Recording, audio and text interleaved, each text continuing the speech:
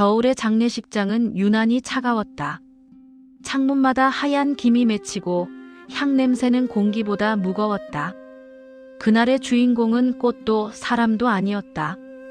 검은 봉투 하나, 고인의 영정 앞에 올려져 있던 그 작은 종이 꾸러미가 모두의 시선을 빼앗았다. 수경은 봉투를 두 손으로 들어 올렸다. 마치 그것이 무언가를 폭로할 것처럼 손끝이 떨렸다. 장례식장의 정적은 기묘했다. 울음소리와 한숨, 그리고 목이 마른 듯한 정적 사이에 그녀는 조심스럽게 봉투를 열었다. 한 장의 편지가 들어있었다. 딸들아, 미안하다. 너희가 몰랐던 진실이 있다. 집을 팔고 그 여자에게 반을 줘라. 짧은 문장이었다. 그러나 그 문장은 폭풍 같았다. 순간 큰딸 영숙의 얼굴이 하얗게 질렸다. 그 여자? 그게 대체 누구야? 그녀의 외침은 장례식장의 천장을 울렸다. 향불이 흔들리고 검은 옷의 사람들마저 숨을 죽였다. 죽은 사람은 말이 없지만 편지는 살아있었다. 그 한 장의 종이가 남긴 의문은 살아있는 이들의 마음을 갈라놓았다. 그날 이후 세 자매는 서로 눈을 마주치지 않았다. 큰딸 영숙은 엄마의 뜻을 부정했고 둘째 미정은 그저 침묵했다. 막내 수경만이 묘한 냉기로 그 편지를 바라봤다. 그 여자라는 단어가 자꾸 마음을 찔렀다. 밤이 깊어도 잠은 오지 않았다. 수경은 엄마의 방 불을 켜고 들어섰다. 향냄새가 여전히 남아있었고 침대에는 접힌 담요가 그대로 놓여 있었다. 그녀는 손끝으로 천천히 서랍 손잡이를 매만졌다. 혹시 또 다른 게 있을지도 몰라. 서랍 깊은 곳에서 딸깍 하는 소리가 났다. 작은 열쇠가 손끝에 닿았다. 그 옆엔 누렇게 바랜 메모 한 장이 붙어 있었다. 안방 서랍 맨 아래 칸. 심장이 두근거렸다. 수경은 열쇠를 들고 서랍을 열었다. 오래된 금고가 모습을 드러냈다. 녹슨 자물쇠를 돌리는 동안 그녀는 숨을 멈췄다. 문이 열리자 그 안에는 봉투 하나가 놓여 있었다. 막내에게. 그녀는 조심스레 봉투를 꺼냈다. 안에는 한 장의 종이, 그리고 손때 묻은 반지 하나가 들어 있었다. 글씨는 분명 엄마의 것이었다.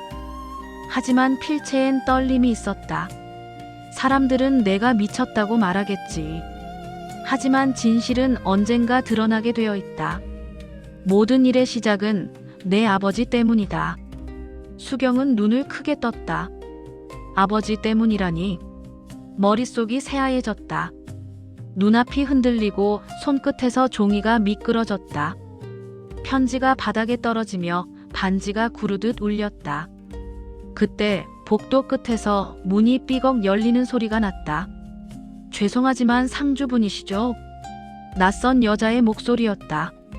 검은 모자를 눌러 쓴 중년의 여자가 문턱에 서 있었다. 그녀의 얼굴은 반쯤 그림자에 가려 있었다. 고인께서 저에게 남기신 게 있습니다. 그녀의 손엔 또 다른 봉투가 들려 있었다. 집 절반을 제게 주기로 하셨어요. 순간 공기가 얼었다. 수경의 입술이 굳었다. 무슨 말씀이세요? 여자는 천천히 고개를 들었다. 저는 고인의 간병인이었습니다. 수경은 숨을 삼켰다. 간병인? 그 여자? 모든 퍼즐 조각이 맞춰지는 듯 했다. 엄마의 유언, 그 여자에게 반을 줘라. 그 말은 바로 눈앞에 이 사람을 향한 것이었다. 엄마가 왜 당신에게? 수경의 목소리가 떨렸다. 여자는 잠시 눈을 감았다가 아주 조용히 대답했다. 고인은 마지막 순간 외롭지 않게 해준 게 저였다고 하셨어요. 영숙이 뛰어왔다. 지금 무슨 소리를 하는 거야? 여기가 내가 올 곳이야? 간병인은 고개를 숙였다. 미안합니다. 하지만 약속은 지켜야 했어요. 수경은 아무 말도 하지 못했다. 엄마의 침대, 그 위에 반짝이는 반지, 그리고 눈앞의 여인. 모든 것이 하나의 이야기로 엮이기 시작했다. 그날 밤 수경은 잠들지 않았다. 눈을 감으면 엄마의 목소리가 들렸다. 딸들아, 미안하다. 하지만 엄마도 사람이다. 그 말이 귓가에 맴돌았다. 사람이란 말, 단 한 단어가 이상하게 무거웠다. 엄마가 말한 진실이 무엇이었을까? 그녀는 다음날 새벽 창문을 열었다. 하얀 눈이 내리고 있었다. 세상은 고요했지만 마음속은 요동쳤다. 수경은 편지를 다시 꺼내 읽었다. 한 줄 한 줄이 가슴을 파고들었다. 그리고 마지막 줄을 다시 보았다. 모든 일의 시작은 내 아버지 때문이다. 그녀는 천천히 숨을 들이쉬었다. 그래요, 엄마. 그게 시작이라면 나는 끝을 찾아갈게요. 그 말과 함께 창문 밖 눈이 바람에 휘날렸다. 첫 번째 균열은 그렇게 시작되었다. 눈 내리던 아침, 수경은 엄마의 방을 다시 찾았다. 밤새 불을 끄지 않은 스탠드가 희미하게 타들어가듯 빛나고 있었다. 그녀는 서랍 위에 올려둔 봉투와 반지를 천천히 손끝으로 만졌다. 무겁게 잠긴 기억의 문이 서서히 열리는 느낌이었다. 간병인 정연자는 장례식이 끝난 뒤에도 돌아가지 않았다. 검은 모자를 벗은 그녀의 머리엔 흰머리가 섞여 있었고 눈빛엔 죄책감인지 슬픔인지 모를 흐릿한 그림자가 깃들어 있었다. 그녀는 부드럽게 말했다. 고인은 마지막 순간까지 따님들을 걱정하셨어요. 수경은 묵묵히 고개를 끄덕였다. 그러나 마음속엔 낯선 의문이 부풀어 올랐다. 왜 하필 이 사람에게 집 절반을 주려 했을까? 사람은 이유 없이 유산을 남기지 않는다. 엄마는 늘 치밀했고 모든 결정엔 사연이 있었다. 그날 저녁 세 자매가 거실에 모였다. 벽에 걸린 가족 사진은 여전히 따뜻한 미소를 띠고 있었지만 그 속의 미소는 이제 의심으로 얼룩진 기억이었다. 영숙은 팔짱을 끼고 소파에 앉아 있었다. 그녀의 입술은 굳게 닫혀 있었고 시선은 간병인에게서 한치도 벗어나지 않았다. 정연자는 고개를 숙였다. 고인께서는 제게 늘 말씀하셨어요. 이 집이 당신 혼자의 것이 아니라고. 그 말이 끝나자 영숙은 낮게 웃었다. 그 웃음은 냉소에 가까웠다. 간병인이 무슨 말을 들었다고 우리 집 절반을 받겠다는 거예요? 그녀의 말투엔 분노와 경멸이 섞여 있었다. 그러나 정연자는 흔들리지 않았다. 저는 돈이 필요하지 않습니다. 다만 그분의 뜻을 전하려는 것뿐입니다. 그 순간 수경의 시선이 흔들렸다. 뜻이라니 어떤 뜻이지? 미정은 아무 말도 하지 않았다. 그녀는 조용히 테이블에 놓인 차잔을 만지작거렸다. 유리잔 속에 떠있는 녹차 잎이 천천히 돌았다. 그 잎이 도는 속도만큼이나 세자매의 마음도 어딘가를 맴돌고 있었다. 영숙은 다시 입을 열었다. 엄마가 정신이 온전하지 않았다는 걸 증명할 수 있다면 그 유언은 무효야. 그 말에 미정이 고개를 들었다. 언니, 너무한 거 아니야? 너는 몰라. 엄마는 마지막까지 약을 제대로 안 드셨다고 의사가 말했어. 수경은 천천히 숨을 들이쉬었다. 엄마가 약을 안 드셨다니 그게 정말일까? 그녀의 머릿속에는 엄마가 창가에 앉아 차분히 약병을 정리하던 모습이 떠올랐다. 그 손길엔 늘 질서가 있었다. 망설임도 혼란도 없었다. 그런 사람이 갑자기 정신을 잃고 엉뚱한 결정을 내렸다고 믿기엔 뭔가 이상했다. 정연자가 조심스레 말을 이었다. 고인은 마지막까지 침착하셨습니다. 그분은 세 따님이 서로 상처 주지 않길 바라셨죠. 그 말에 영숙은 손바닥으로 테이블을 내리쳤다.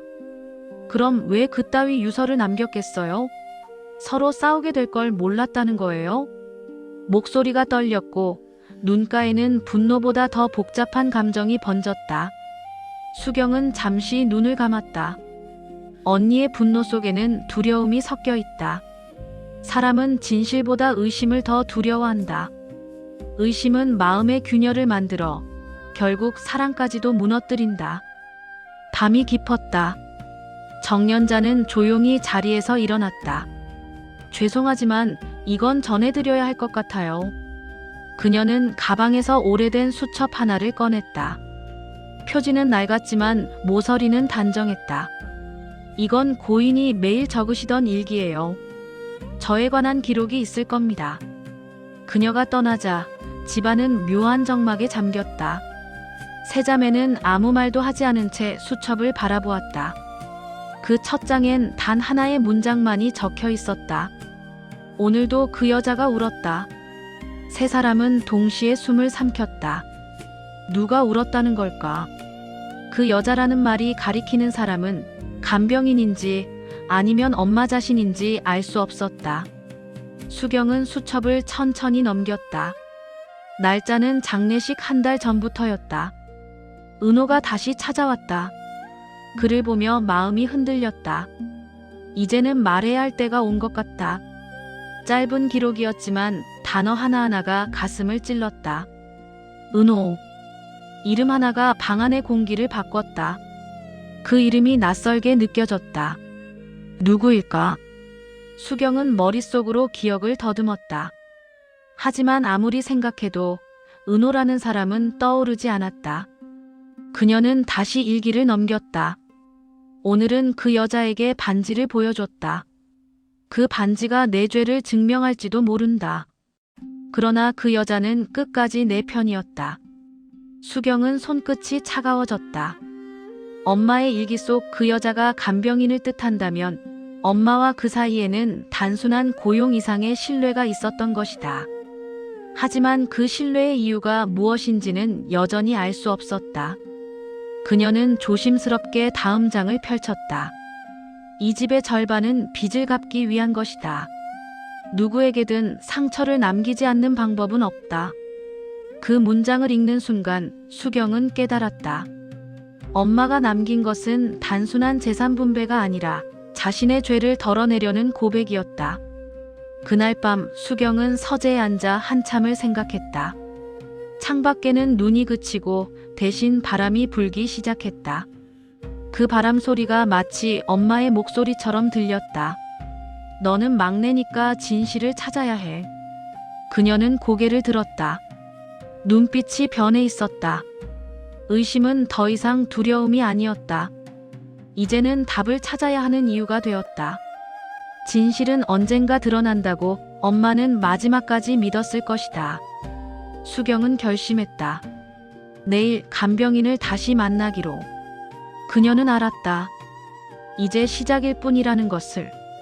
엄마의 편지 속 그 여자는 단순한 간병인이 아니었다. 그 여자는 가족의 비밀을 지키고 있던 마지막 증인이었다. 새벽녘 집안은 고요했다.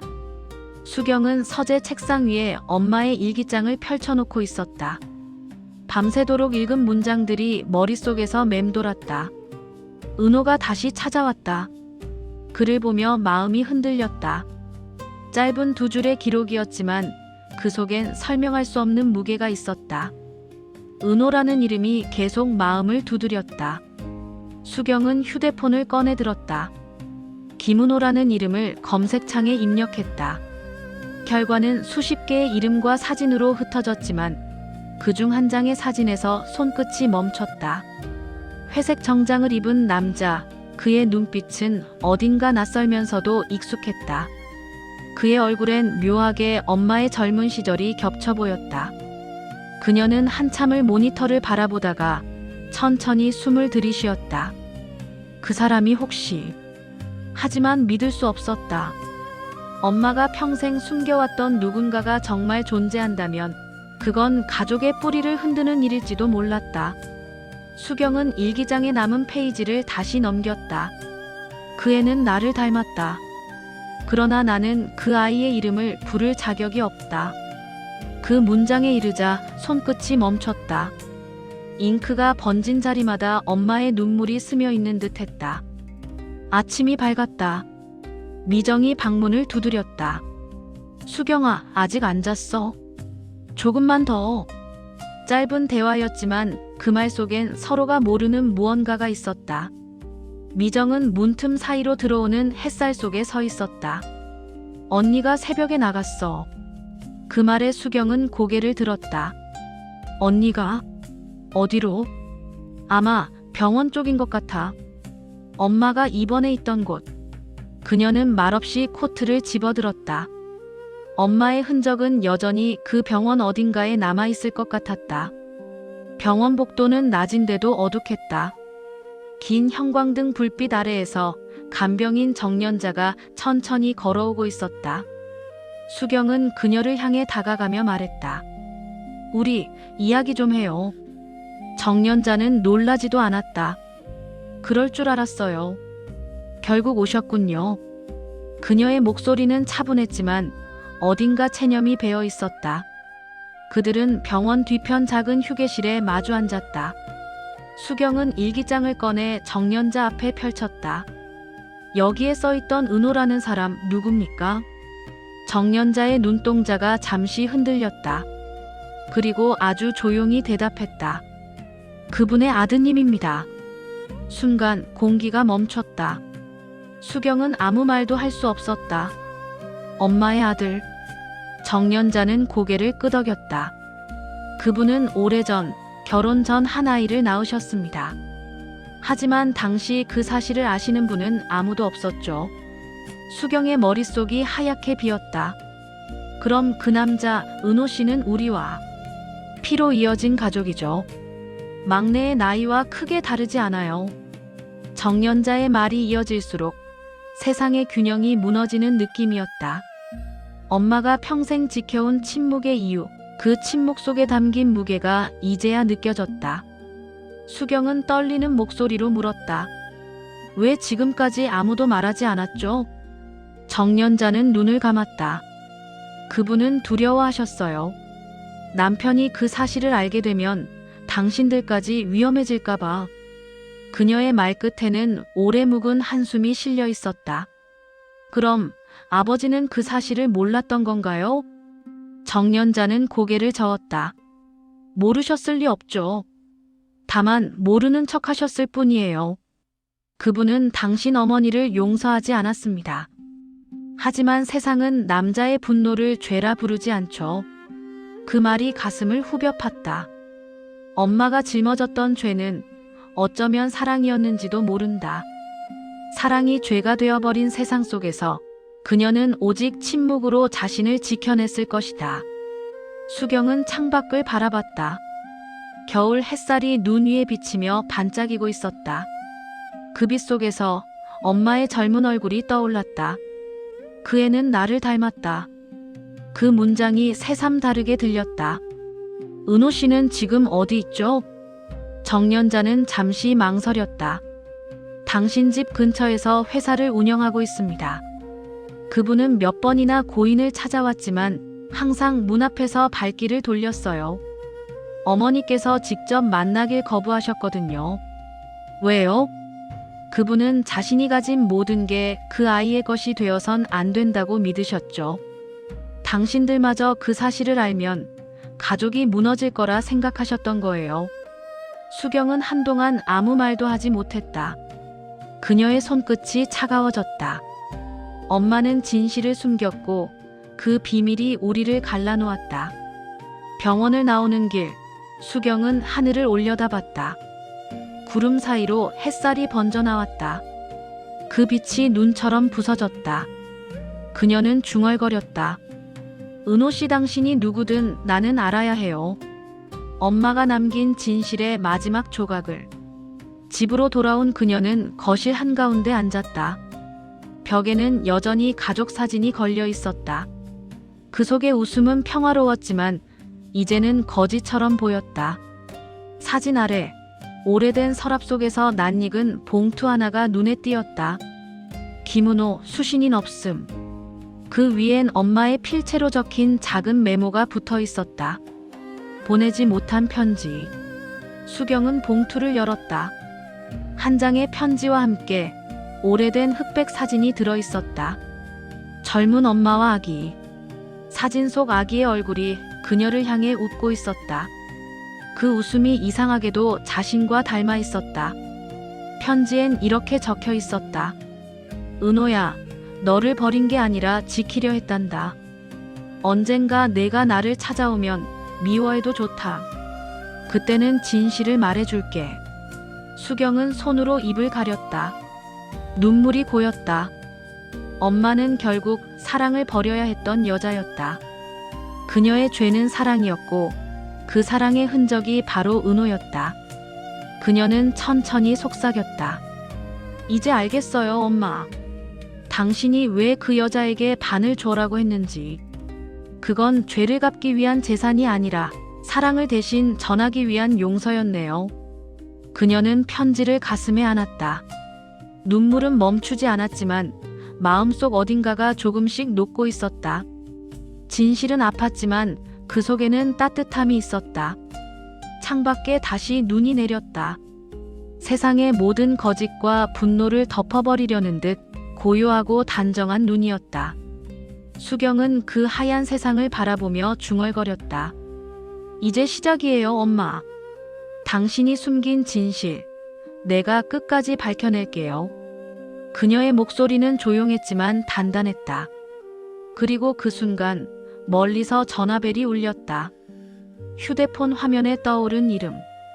김은호. 수경은 눈을 감았다. 운명이 드디어 자신을 부르고 있었다. 겨울의 끝자락은 유난히 길었다.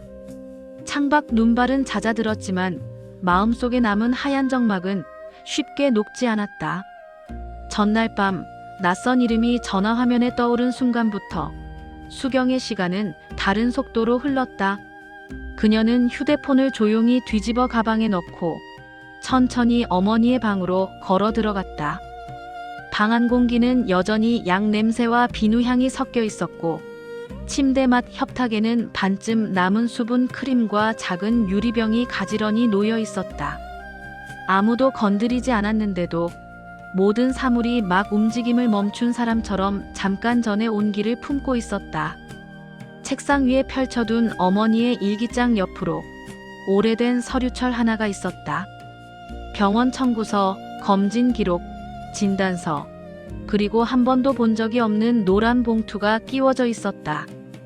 봉투의 모서리는 손때로 그을려 반들거렸고 뒷면 풀칠은 여러 번 떼었다 붙인 흔적으로 울퉁불퉁했다. 봉투를 열자 얇은 종이 뭉치가 미끄러져 나왔다. 등본, 사본, 혼인관계 증명, 출생신고, 정정기록, 그리고 알아볼 수 없을 만큼 낡은 주민등록 초본. 종이들의 맨 아래엔 짧은 메모가 볼펜으로 적혀 있었다. 오래된 익숙한 필체였다.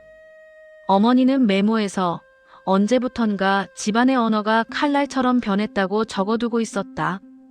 사람을 겨누는 말은 형체가 없지만 그 말이 지나간 자리엔 눈에 보이지 않는 상처가 남는다고. 그 상처는 장롱 뒤먼지처럼 모였다가 어느 날 한꺼번에 무너져 내린다고.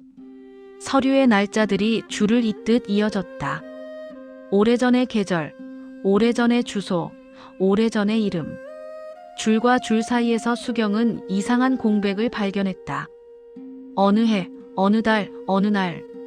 그 하루가 여러 문서에서 공통으로 비어 있었다. 신고도 수정도 변경도 없이 마치 누군가가 지워놓은 구멍처럼 비어 있었다. 그날 무슨 일이 있었는지 문서는 말해주지 않았지만 침묵은 때로 기록보다 많은 것을 말한다. 수경은 서류철을 덮고 사진이 걸린 벽 쪽으로 시선을 돌렸다. 온화한 표정의 젊은 어머니, 그리고 곁에 서 있는 남자. 사진 속의 두 사람 사이에는 어색함이 없었지만 그 온화함은 마치 오래된 배경지처럼 붙어 있어 손가락으로 만지면 바로 떨어질 것만 같았다. 머릿속에 어린 시절의 장면이 천천히 떠올랐다. 겨울밤 거실 불이 꺼지고 부엌에 전등만 켜져 있던 늦은 시간. 아버지의 그림자가 복도에 길게 늘어지고 방문 틈으로 들어온 낮은 목소리가 가늘게 떨리던 기억. 그 방 안에서 말은 어둡고 냉정하게 굳어 있었고 침묵은 오래 끓인 국물처럼 짙었다. 어머니는 아이들을 방으로 밀어넣고 조용히 접시를 포개고 불을 줄이다가 마지막에야 창가에 서서 한동안 아무것도 보지 않았다. 그때 수경이 알았던 것은 오직 한 가지뿐이었다. 누군가의 체온이 그 집을 지키고 있었지만 그 체온이 조금씩 줄어들고 있다는 사실. 책상 서랍 맨 뒤쪽에서 작은 카세트 테이프가 하나 더 나왔다. 라벨에는 낡은 필체로 날짜만 적혀 있었다. 플레이어에 넣자 미세한 기계음 뒤로 거칠게 긁히는 마찰음이 들렸다. 이어진 목소리는 조용했고 말끝에 현이 늘어질 듯 진동했다. 어머니는 녹음에서 밤을 길게 붙잡기 위해 불을 끄고 앉아 있었다고 말했다. 어둠은 무섭지 않았다고도 덧붙였다. 사람의 얼굴은 빛이 있을 때 더 잔인해진다고, 빛 아래에서만 선명해지는 표정들이 있다고. 그래서 때때로 불을 끄고 앉아야 마음의 모서리가 본래의 둥근 형태로 돌아온다고. 테이프는 그 문장 뒤에서 잠깐 끊겼다가 다시 이어졌다. 이어진 부분은 뚝뚝 끊기는 호흡뿐이었다. 누군가가 덮어쓴 흔적처럼 자잘한 잡음이 겹쳐 있었고 말로 이어졌어야 할 고백은 음의 파편만 남기고 사라져 있었다. 수경은 재생을 멈추고 방 안의 정적을 그대로 삼켰다. 기록은 사실을 증명하지만 때로는 가장 중요한 순간에만 비어 있다. 어머니가 덮어두려 한 그 순간에는 무엇이 있었을까? 어떤 단어가 가족을 산산이 부수고 또 어떤 단어가 누군가를 구했을까? 의심은 질문을 낳고 질문은 균열을 넓힌다. 균열이 넓어질수록 내면 어딘가에서 미세한 소음이 난다. 스스로에게 묻는 소리, 아직 꺼내지 않은 대답이.